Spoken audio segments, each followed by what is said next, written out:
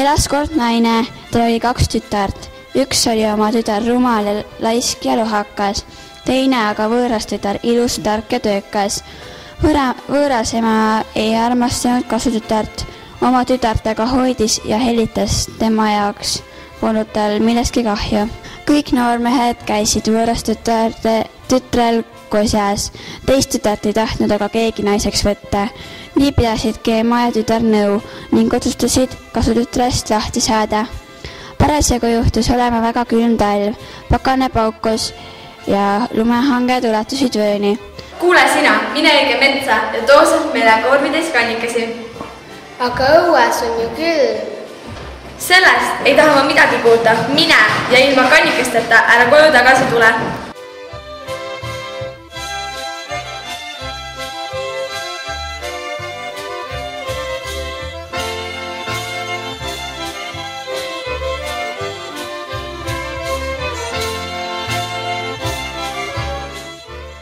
Midagi polnud parata. Võõrastütrel tuli teele asuda. Ulus külm tuul, möllas lumetorm, pakane tungis luust ja lihast läbi. Ta jõudis Petsa lagendikule, kus inimesed lõkke ümber istusid. Need polnud mitte tavalised inimesed, vaid 12 kuud. Tere, head inimesed! Palun lubage mind tule juurde sooja. Miks mitte? Istu ja soojenda end ja ühtlasi jutusta meile. Mis sind sellise ilmaga metsa tõi? Tulin kannikesse järele. Ema keelas mul ilma lilleta koju tagasi pöörduda. Sinu mure on mõistetav. Talvel pole tõesti võimalik kannikesi leida.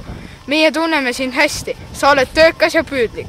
Seepärast aitame sind hea meelega. Tule vennas aprill, mõneks ajaks mind asemele. Ma hea meelega aitan sul, tütarraps. Kõik ümberringi muutus justkui võluväär. Lumi sulas, rohi hakkas haljendama ja aasale ilmusid kannikesed. Tüdruk korjas kiiresti terve korvitäie. Möödus kõigest minut või 2 ning kõikjal oli taas lumi ja tuisk. Aitäh teile, vennad kuud, et mind aitasite. Ma ei unusta seda kunagi. Nüüd koputas vanake jaanuar sauaga vastu maad. Tuul vaibus, lumesadu lõppes ja taevasse ilmus kollane kuu.